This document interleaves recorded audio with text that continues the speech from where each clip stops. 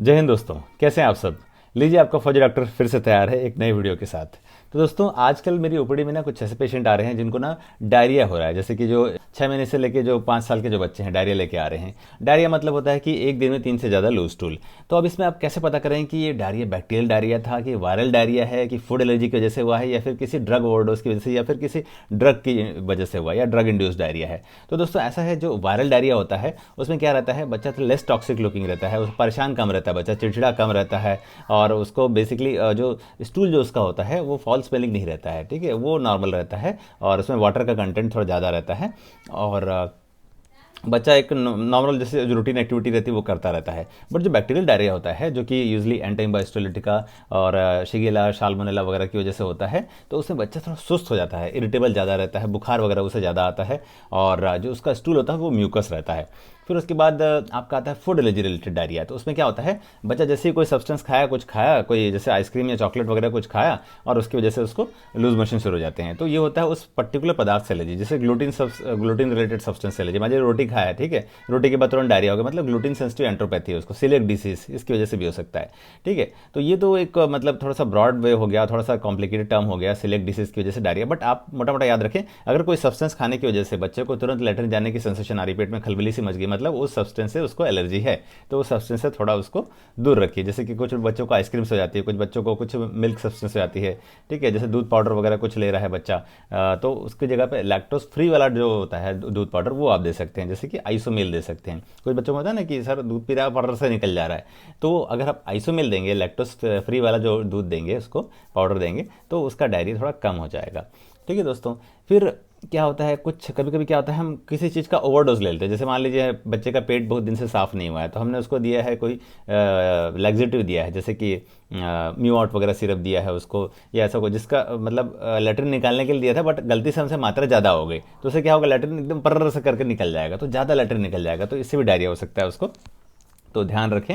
और जो दवाई डॉक्टर ने प्रेस्क्राइब की है उतनी ही मात्रा पे दें, ज़्यादा मात्रा ना दें दोस्तों।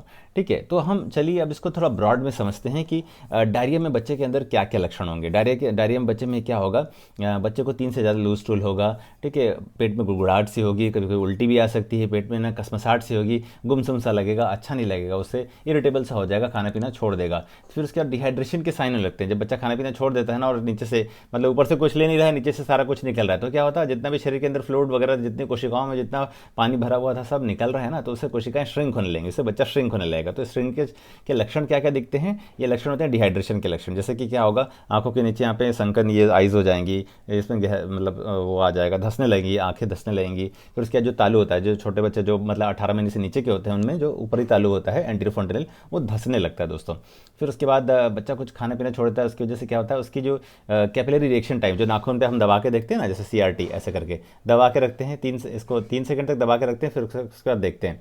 ठीक है, अगर ये 2 सेकंड के मतलब 3 सेकंड के अंदर ही अगर हो जा रहा है रिजॉल्व, मतलब ये जो ऐसे दबाने से ना क्या होता है, वाइट हो जाता है। ठीक है, उसके बाद फिर से लाली आती है नाखून पे, ये लाली अगर 3 सेकंड के अंदर आ जा रही है तो मतलब बच्चा वेल हाइड्रेटेड है। अगर ये 3 सेकंड से ज़्यादा समय ले रही है, मतलब बच्चा पुअरली हाइड्रेटेड है।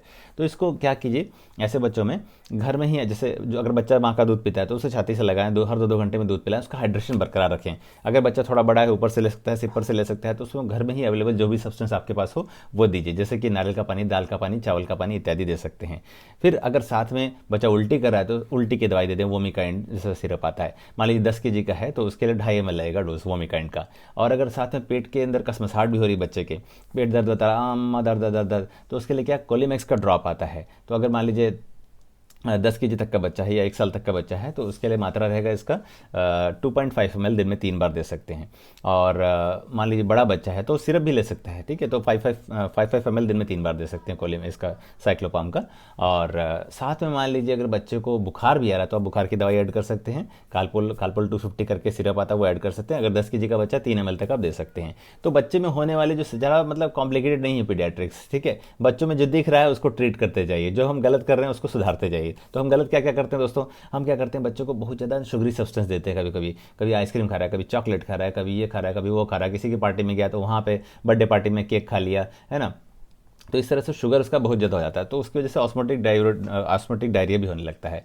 मतलब वो हमारा शरीर है ना साहब, अंदर जो लिया उसको निकालेगा ना। और किसी भी चीज़ की जो आती होती है, अति सर्वत्र वर्जित, तो अगर जो बहुत ज़्यादा चॉकलेट खा रहा है, बहुत ज़्यादा मीठा खा रहा है, तो उसकी वजह से भी डायरिया होगा। बहुत ज़्यादा नमकीन खा रहा है तो उसकी वजह से बहुत ज़्यादा गैस गैस बनेगी, है ना।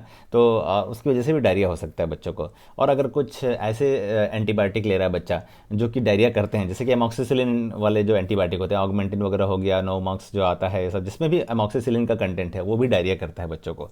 तो इसलिए ध्यान रखें, अगर बच्चों को डायरिया के साथ सर्दी जुकाम वगैरह भी है तो उसको एमॉक्सिसिलिन कंटेनिंग सिरप बिल्कुल भी ना दें। उसे आप ऑक्सीपोड वगैरह दे सकते हैं, जैसे पोडॉक्सिन प्रोक्सिटिल वाला या अजिथ्रो वगैरह दे सकते हैं, है ना।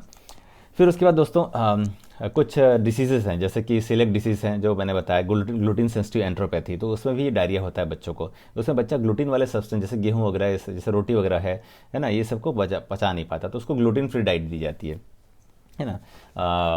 तो और जैसे कि अब दूसरी जैसे टाइफाइड की बात करें, तो टाइफाइड में भी डायरिया होता है बच्चों को, है ना। टाइफाइड क्या होता है, एक मतलब एक तरह से वो है आंत का बीमारी है। हमारी जो आंत होती है ना, जो भोजन पचाती है, उसका बीमारी है। तो आंत में क्या छाले पड़ जाते हैं टाइफाइड की वजह से, और डायरिया होता है बच्चों को।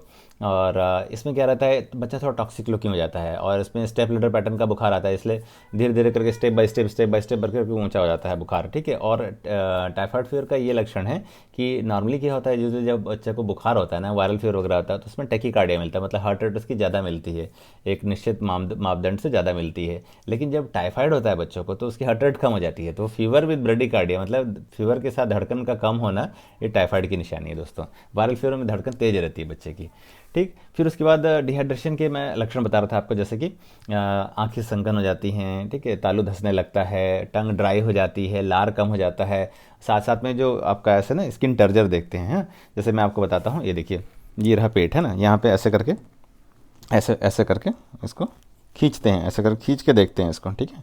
ऐसे खींच के देखा तो खींच के देख के छोड़ते हैं, तो अगर वो 2 सेकंड के अंदर चला जा रहा है तो इट मीन्स उस वेल हाइड्रेटेड है बच्चा। अगर चमड़ी का जो फोल्ड है वो 2 सेकंड से ज़्यादा समय ले रहा है, मतलब वो पोरली हाइड्रेटेड है बच्चा, मतलब उसको रिहाइड्रेशन की ज़रूरत है। तो डायरिया के ट्रीटमेंट में हम 3 टाइप से इसको डिवाइड करते हैं, plan A, plan B, plan C. तो प्लान ए में क्या रहता है, जो अगर बच्चा ले रहा है तो उसको लेने देते हैं, जो भी अवेलेबल सब्सटेंस है उसको देते रहते हैं। प्लान बी में क्या होता है, अपने को क्या करना है, उसको 75 ml पर केजी पे उसको ORS या फिर आयु फ्रूट देना है। ORS अगर वो ओरली ले रहा है, अगर ओरली नहीं ले पा रहा है, उल्टी कर दे रहा है, तो उसको आयु फ्रूट दे सकते हैं 75 ml पर केजी पे। देन प्लान सी, मान लीजिए सीवियरली डिहाइड्रेटेड है बच्चा, तो प्लान सी के हिसाब से इलाज करते हैं। तो अगर मान लीजिए लेस देन 1 ईयर का है, तो उसको क्या करेंगे, पहले 1 घंटे, फिर उसके बाद नेक्स्ट 5 आवर्स में ऐसा करके देते हैं। तो पहले 1 घंटे में उसको देते हैं 30 ml पर केजी पे, फिर नेक्स्ट जो 5 आवर्स हैं उसमें देते हैं उसको 70 ml पर केजी पे। और अगर मान लीजिए 1 साल से बड़ा बच्चा है, तो उसको क्या करते हैं, पहले हाफ एन आवर में 30 ml पर केजी पे देते हैं, फिर नेक्स्ट 2.5 आवर्स में उसको 70 ml पर केजी पे देते हैं। तो इस तरह से आयु फ्रूट देते हैं, उसको हाइड्रेशन, उसके डिहाइड्रेशन को कंट्रोल करते हैं, है ना। तो दोस्तों ये हैं लक्षण, मतलब डायरिया के लक्षण और उनके निदान के उपाय। एक और चीज़ मैं बता दूं दोस्तों, ये सब जो डायरिया, डिसेंट्री, ये सब जो बीमारी होती है पहले 5 साल मैक्सिमम वायरस की वजह से होती है। तो अगर बच्चे की उम्र 1.5 साल, मतलब 1.5 महीना, 2.5 महीना, 3.5 महीना है, तो उसको रोटा वायरस का वैक्सीन पक्के से लगाएं। उसको पिलाना होता है रोटा वायरस का वैक्सीन को। बेसिकली क्या करते हैं, rota virus 5D, Rotavac 5D नाम से आता है, 5, उसमें क्या रहता है ना, 0.5 ml रहता है, तो उसको मुंह में डालना होता है बच्चे के। रोटावैक, रोटावाई, रोटासिल, रोटाटैक ऐसे नाम से भी आते हैं। तो जो ये जो अपना रोटावैक 5D है ना, वो अभी मतलब जो काफ़ी, मतलब बिकॉज इट्स 5D वाली वैक्सीन है, ठीक है, जो कि न्यू वैक्सीन है और ये बहुत अच्छा रिस्पॉन्स दे रही है। तो इसको पिला सकते हैं आप 1.5 महीने, 2.5 महीने, 3.5 महीने की उम्र में जब बच्चा रहता है तो दोस्तों ऐसी ही और जानकारी लेकर मैं आपके सामने आगे भी उपस्थित होता रहूँगा। तब तक मेरे चैनल को लाइक करें, शेयर करें, सब्सक्राइब करें। जय हिंद।